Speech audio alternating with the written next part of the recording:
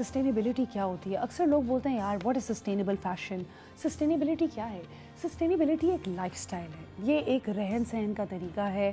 کہتے ہیں کہ آپ کو اپنے نانی اور دادی کی طرح کھانا چاہیے جس طرح پرانے زمانے میں وہ کھانا کھاتے تھے. کیا تھا؟ سمپل کھانا تھا, پھل بہت زیادہ کھاتے تھے. ابھی بھی آپ دیکھیں تو میری نانی کے گھر میں کھانے کے بعد اکثر پھل سرو کیا جاتا ہے, جو کہ اب ہمارے گھر میں وہ ٹریڈیشن ایسا جتنا کنٹینیو نہیں ہوا.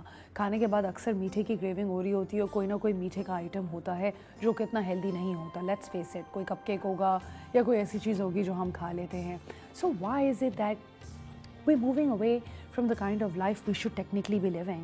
اور یہی سسٹینیبلٹی کا کانسیپٹ میں آج جب ڈسکس کروں گی تو میں صرف فیشن کے سینس میں نہیں کرنا چاہ رہی, میں اس لیے بھی کرنا چاہ رہی ہوں کہ how is it sustainability can be part of your lifestyle. آپ لوکل فوڈس خرید سکتے ہیں, آپ اپنے پودے خود اگا سکتے ہیں.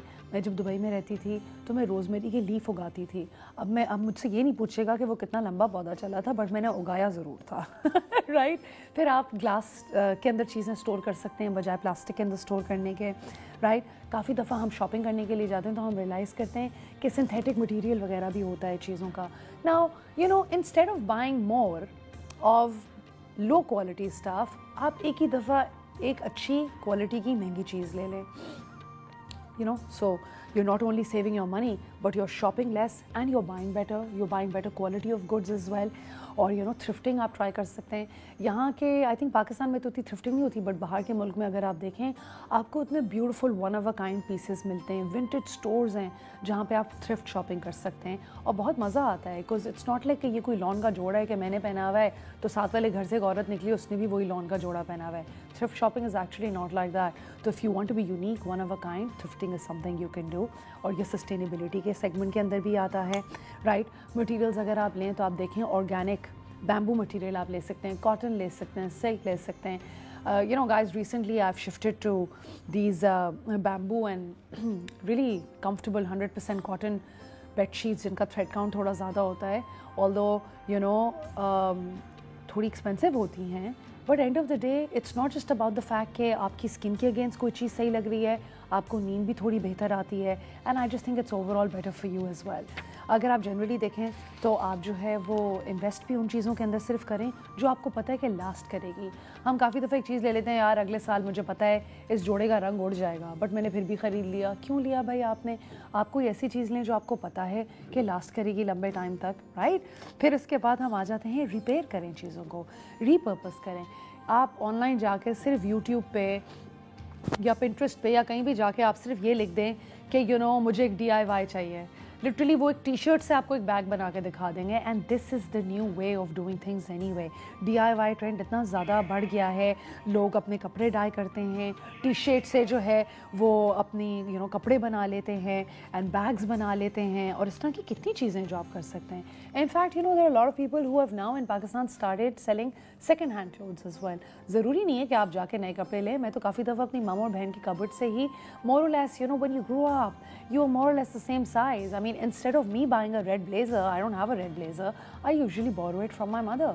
And اسی طرح آپ اپنی بہن سے کوئی چیز بورو کر سکتے ہیں. ڈپینڈ کرتا ہے اب آپ کی بہن آپ کو الاؤ کرتی ہے بورو کرنا کہ نہیں, because there's certain rules of also borrowing your siblings' clothes and your mother's clothes. But instead of buying so many of the same items in your house کہ بس یہ ایک لیک مینٹیلٹی ہے کہ میں بھرتی رہوں اپنی کبڈ کو, نہیں. آپ ریئلائز کریں کہ یہ بھی ریسورسز ہیں, دنیا بھی ایک ہے, پلانٹ بھی ایک ہے, وہ کیوں آپ ضائع کریں ریسورسز, طریقے سے ہم یوز کریں.